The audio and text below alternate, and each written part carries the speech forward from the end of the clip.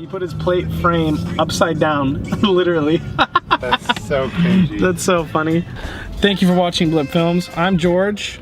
That's Adrian. He just got a new S4, and here are 5 things he hates about the car. First thing is, the car is not loud enough.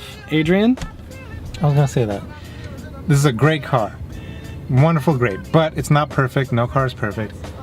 Number one thing that stands out, it's an S car. It's supposed to be like the sports version, but it's too soft, too quiet, not loud enough.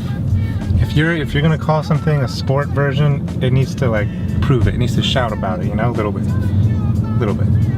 And so far, this is too quiet. On the plus side, we are gonna get an aftermarket exhaust system, so stay tuned for that. Subscribe, make sure you see that when it comes out. Other thing is, Adrian? Okay, so when you put the car, when you change it from comfort to dynamic mode, it sharpens up the throttle and you can definitely feel that. But what you can't feel is the steering. It's supposed to get a little bit tighter, and you can like maybe kind of like a placebo, like yeah, I kind of feel it, but not really. So the steering is still too soft.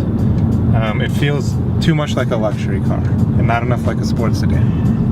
And with the S-Line, it really makes this car, and now with the S-Line cars, you know, you get these sports seats with the S on the seat also that looks not embroidered, but embossed. It's embossed. It kind of makes you feel like you're in a real like sports car. But when you just get into this car, you see its potential, but from the factory, it's definitely muted. All right, so number 3 is this thing right here. This is an automatic.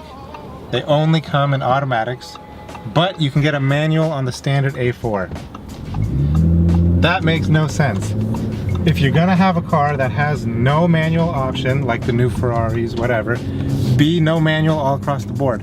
But when you have a manual A4 and no manual S4, that makes 0 sense. This is the sports enthusiast car. A4s they're great, but like, you know, there's nothing unique about them. So when you step up to the S line, you really want, you know, a manual. It feels great. And when you're blowing, you know what, 66, how much was this car? 59. $59,000 on a car, whereas the A4 probably starts around 40, correct? Mm-hmm. That's $20,000 more. I feel like you could get more options with a, you know, or I feel like you should have... This guy just floored it. It sounded pretty good. Did I just contradict ourselves in the video? No, it sounds okay. So it still sounds okay, but...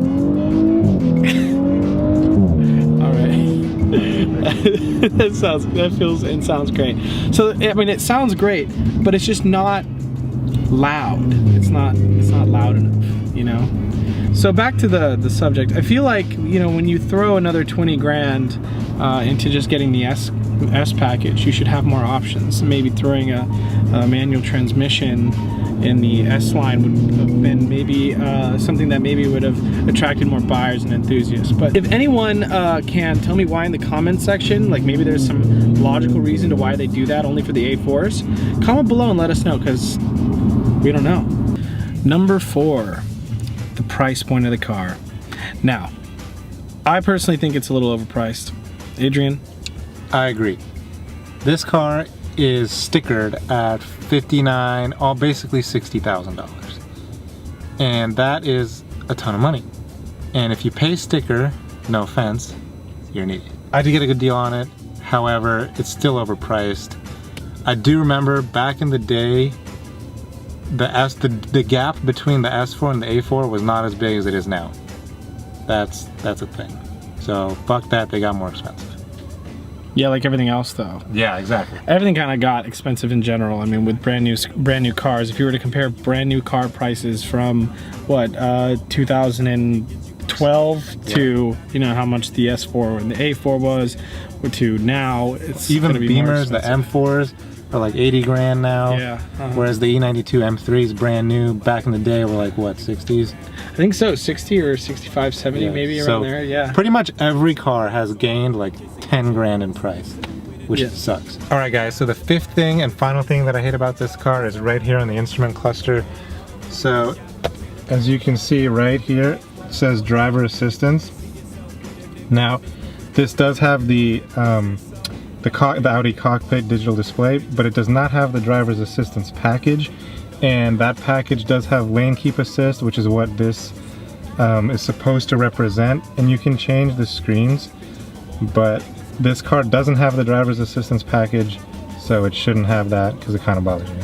Which, I mean, in the interface, when you do have the driver's assistance package, something's supposed to pop up there. But since this one doesn't, they should have deleted that whole screen completely. All right, guys, that was 5 things we hate about the car. Thank you for watching. Adrian, thanks for sharing your car with us. Adrian's my business partner, so I'm in this car a lot too. That's why I spoke a lot about what I also hate about this car. Thank you very much for watching. Please like, comment, subscribe. Be sure to check out the 5 things we love about this car. This video was actually really tricky. Okay. It was actually really hard to make this video because really this car is pretty dope. Its transmission's pretty fast. The build quality is really nice. Everything feels very firm, and we actually really like this car is the thing, especially Adrian who owns it. So, all right, thanks guys for watching. Peace.